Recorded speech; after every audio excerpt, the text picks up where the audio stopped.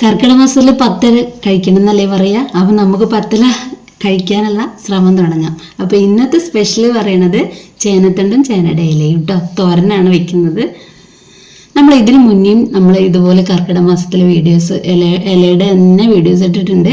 ഇന്നും അതുപോലെ നമ്മൾ തുടങ്ങാണ്.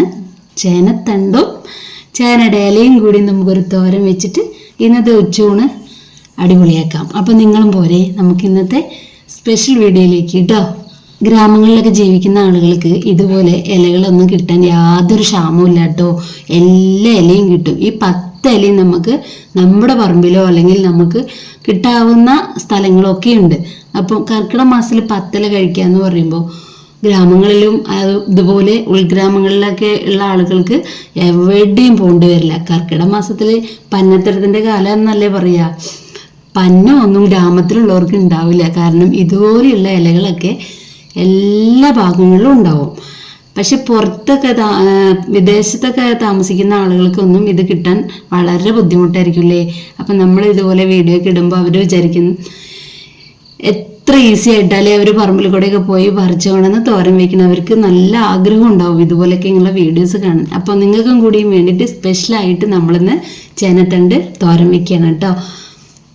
ഇനി നമുക്ക് എന്താ പറയുക, തഴുതാമയുടെ ഇല, പിന്നെ കോവലിൻ്റെ ഇല, പിന്നെ ചുവന്ന ചേമ്പും തണ്ട്, താളിൻ്റെ ഇല, അങ്ങനെ എല്ലാ ഐറ്റവും നമ്മുടെ തൊടികൾ കൂടെ തന്നെ ഉണ്ട്. നമ്മൾ ഓരോ ദിവസവും വീഡിയോ എടുത്ത് ഇടുന്നതാണ്. നിങ്ങൾ സപ്പോർട്ട് തരികയാണെങ്കിൽ ഇന്ന് എന്തായാലും ചേനത്തണ്ട് നമുക്കൊന്ന് തോരൻ വയ്ക്കാം. അതിനുള്ള തയ്യാറെടുപ്പാണ് ഇന്ന് രാവിലെ തന്നെ കേട്ടോ ഞാൻ. അപ്പം നമ്മളതൊന്ന് കഴുകുന്നതിന് മുന്നേ അല്ലെങ്കിൽ വൃത്തിയാക്കുന്നതിന് മുന്നേ തന്നെ നമുക്ക് കുറച്ച് പണിയും കൂടി ഉണ്ട്. തൊടി പോയിട്ട് അരിമുളകും കൂടിയും പറിച്ചിട്ട് വരാം. അരിമുളക് ആകുമ്പോൾ ഒരു പ്രത്യേക ടേസ്റ്റ് ആട്ടോ. പച്ചമുളകിനും കാട്ടി രുചിയാണ്. എല്ലാ ഐറ്റവും നമ്മൾ തൊടി തന്നെയല്ലേ എടുത്തടിക്കണം, അതായത് പറമ്പിൽ നിന്ന്. ഇനിയിപ്പോൾ നമുക്ക് ചേനത്തണ്ടൊന്ന് കുനുകുനാന്നൊന്ന് അരിഞ്ഞെടുക്കാം. അങ്ങനെ നമ്മൾ ചേനത്തണ്ടൊക്കെ ഒന്ന് ചെറുതായിട്ടൊന്ന് തോലൊക്കെ ചീന്തി എടുത്തതിന് ശേഷം ചെറുതായിട്ടൊന്ന് കൊത്തി അരിഞ്ഞ് എടുക്കണം കേട്ടോ. അതിന് ശേഷമാണ് അടുത്ത അതിൻ്റെ പരിപാടികളൊക്കെ നിങ്ങളൊന്ന് കണ്ടു നോക്കിയിട്ട് എനിക്കറിയുന്നത് പോലെ ഞാൻ വെക്കുന്നത്. എല്ലാവരും ഓരോ തരത്തിലല്ലേ വെക്കുന്നതാണ് എനിക്ക് തോന്നിയിരിക്കുന്നത് കേട്ടോ. ഞാൻ എൻ്റെതായ രീതിക്ക് ചേനത്തണ്ടും ചേനയുടെ ഇലയും തോരൻ വെക്കുന്നത് നിങ്ങൾക്ക് കാണിക്കുന്നുണ്ട്. അപ്പം നിങ്ങൾക്ക് ഇഷ്ടമായെങ്കിൽ നിങ്ങൾ എനിക്ക് സപ്പോർട്ട് തരാം. അടുത്ത ദിവസം അടുത്തൊരു ഇലയുമായിട്ട് വരും ഞാൻ. കർക്കിടക 1-ാം തീയതി തൊട്ട് നമ്മൾ സ്റ്റാർട്ട് ചെയ്യാമെന്ന് വിചാരിച്ചു. പക്ഷേ 2-3 ദിവസം ഗ്യാപ്പ് ഇട്ടിട്ടാണ് കേട്ടോ നമ്മൾ തുടങ്ങിയിരിക്കുന്നത്. എന്തായാലും ലാസ്റ്റ് ദിവസം ആകുമ്പോഴേക്കും നമ്മൾ അല്ലെങ്കിൽ അതിൻ്റെ ഇടയിൽ കൂടെ തന്നെ ഈ 10 ഇല നമ്മൾ പൂർത്തിയാക്കും. അതൊരു എനിക്ക് ആദ്യമൊന്നും ഈ ഇലകളോട് ഇത്ര ഇഷ്ടമുണ്ടായിരുന്നില്ല. പിന്നെ നമുക്കത് അതായത് എന്നും ഇറച്ചി മീനും അല്ലെങ്കിൽ നമുക്ക് മറ്റുള്ള കാര്യങ്ങളൊക്കെ നമുക്ക് കിട്ടുമല്ലോ. ഈ ഇല ആ കർക്കിടക മാസത്തിലാണ് ഇതിൻ്റെ ഏറ്റവും വലിയ ഒരു ഘടകം എന്ന് മനസ്സിലായപ്പോൾ എനിക്ക് തോന്നി കർക്കിടക മാസത്തിൽ നമുക്ക് എല്ലാ ഇലയും പരമാവധി സംഘടിപ്പിച്ച് തോരൻ വെക്കാമെന്ന്. അപ്പം നമ്മുടെ അരവിലേക്ക് പോകാം. തേങ്ങയും വറ്റൽമുളകും അരിമുളകും കരിവേപ്പിൻ്റെ ഇലയും മഞ്ഞൾപ്പൊടി ജീരകം വെളുത്തുള്ളി ഇത്രയും ഐറ്റംസ് നമ്മൾ ഒന്ന് ജാറിലിട്ട് കറക്കിയിട്ട് വരാം. അതിന് മുന്നേ തന്നെ നമ്മൾ എന്ത് ചെയ്യണം, ചേനത്തണ്ടും ചേനയുടെ ഇലയും ഉപ്പിട്ട് നന്നായിട്ട് തിരുമ്മി വെക്കണം കേട്ടോ. അതിൻ്റെ ആ ഒരു ചൊറിച്ചിലൊക്കെ ഒന്ന് പോയി കിട്ടാൻ വേണ്ടിയിട്ടാണ്. അപ്പം ഞാനത് അങ്ങനെയാണ് ചെയ്യാറ്.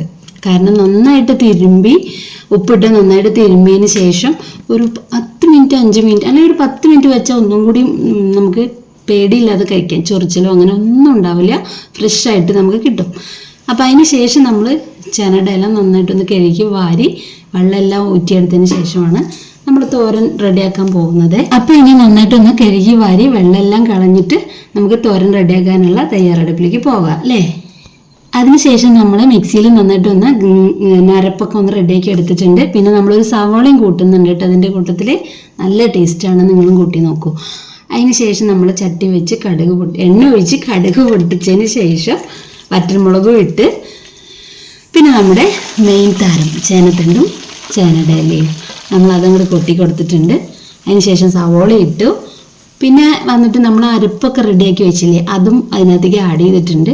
പിന്നെ നന്നായിട്ട് ഒരു പാകത്തിന്, നന്നായിട്ടെന്ന് പറയുമ്പോൾ നമുക്ക് കഴിക്കാൻ ടേസ്റ്റിനനുസരിച്ചുള്ള ഒരു ടീസ്പൂൺ ഉപ്പും കൂടി നമ്മൾ ആഡ് ചെയ്തിട്ടുണ്ട് കേട്ടോ.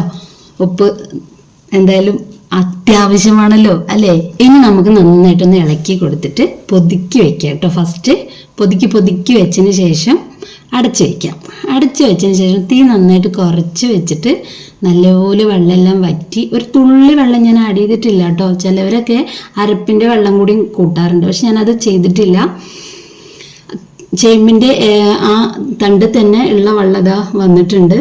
അപ്പം നമ്മൾ ആ വെള്ളം എല്ലാം വറ്റിച്ചതിന് ശേഷം പിന്നീട് നമ്മളത് ടേസ്റ്റ് നോക്കുക. അപ്പം നിങ്ങൾക്ക് വീഡിയോ ഇഷ്ടപ്പെട്ടിട്ടുണ്ടെങ്കിൽ ലൈക്ക് ചെയ്യുക, സപ്പോർട്ട് ചെയ്യുക, കമൻറ്റ് ചെയ്യുക. അപ്പോൾ ചേനത്തണ്ട് തോരൻ അടിപൊളിയായിട്ടുണ്ട് കേട്ടോ. ഞാൻ ടേസ്റ്റ് നോക്കിയപ്പോൾ എനിക്ക് നല്ല ഇഷ്ടപ്പെട്ടു. അപ്പം നിങ്ങൾക്കും ഈ വീഡിയോ ഇഷ്ടമായിട്ടുണ്ടെന്ന് ഞാൻ വിചാരിക്കുന്നു. ഇനി അടുത്തൊരു ഇലയും കൂടി ആയിട്ട് ഞാൻ വരാം, നിങ്ങളുടെ സപ്പോർട്ട് ഉണ്ടെങ്കിൽ കേട്ടോ. അപ്പം നമുക്ക് കർക്കിടക മാസത്തിൽ ഒരു തരത്തിലും പഞ്ഞം ഉണ്ടാവാൻ പാടില്ല. അപ്പോൾ ഓക്കെ, ബൈ.